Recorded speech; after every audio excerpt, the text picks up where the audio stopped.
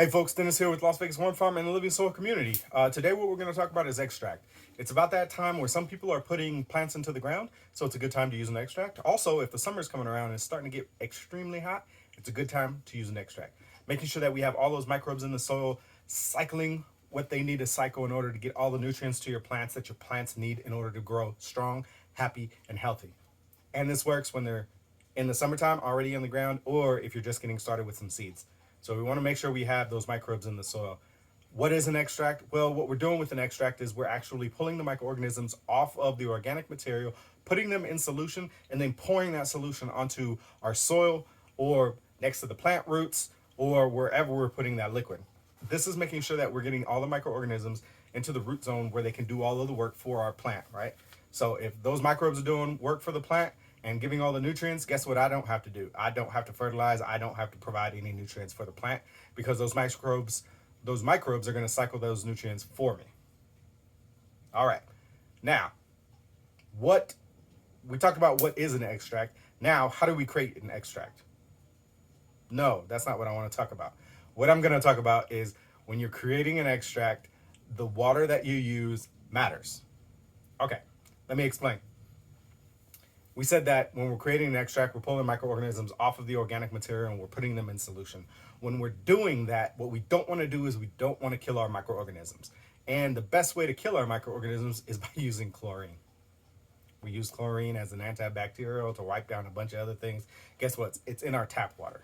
So if you're using tap water to create an extract, you're probably killing all the microbes that you're trying to pull off of that organic material. So do not use tap water. If you do use tap water, then you want to make sure you get rid of the chlorine that's in it. Or sometimes in some municipalities, they're using chloramine in the water.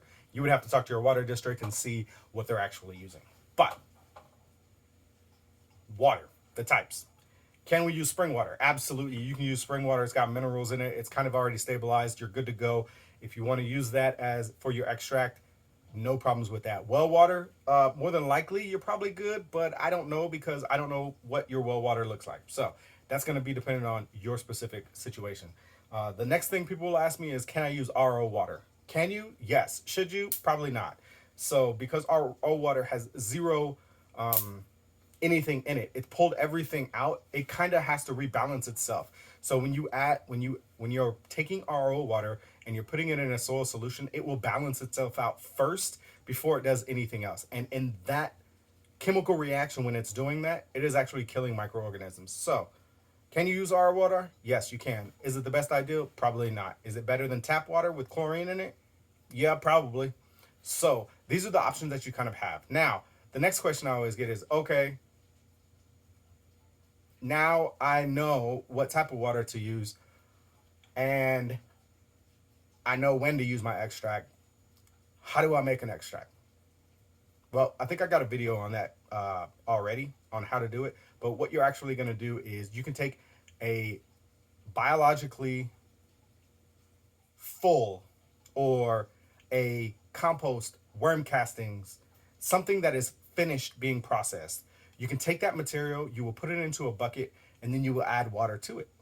And what we're doing is we're going to knock off those microbes. How do we knock them off? Well, if you are like me, I have a filter. Let's see if I have it. I use one of these little RV filters on my water hose, and then I take my water hose, I put it on the jet setting, and I will blast that entire bucket with all of those goodies in it. So with all the worm castings and the compost in there, I will do 1 handful per gallon of water. Your situation will dictate how much you actually need, so it's going to be different for everybody. That's just what I use. It might not work for you. You might need more, or might get a bit, or you might get away with using less. It just depends. So that's just how I do it. I throw it into a bucket on a jet setting, and I just let it go to town. This filter takes care of not all of the chlorine, but most of it. So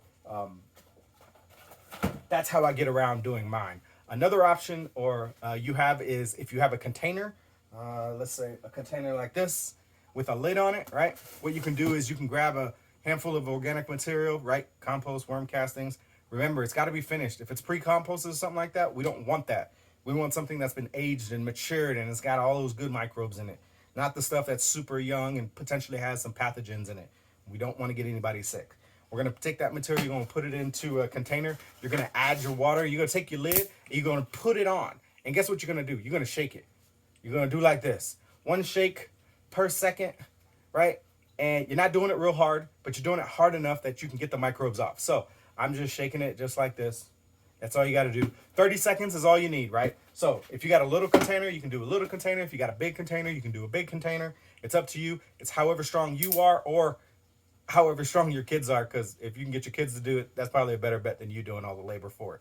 So, but that's how you create an extract. I got another video that shows you exactly how we do that whole thing where I walk through it. But create an extract, use it on your seedlings, use it on your plants that are about to get stressed out by weather, or that are showing signs of stress. Make sure you're using dechlorinated water, spring water, something like that. Do not use tap water that has chlorine in it. You're going to kill your microbes, and then it doesn't serve the purpose. So when you do that, when you're creating the extract, we're just knocking the microbes off the organic material. I'm not trying to kill it by shaking it a ton, right? I'm just trying to do it nice for about 30 seconds to knock everybody off. And then I need you to use that. And then I need to use that material right away. Don't let it sit out. Don't think that you're going to get to it in 10, 15, 20 minutes. Nope, you need to use it right away. You drowned in water if you can't breathe, and so do microorganisms.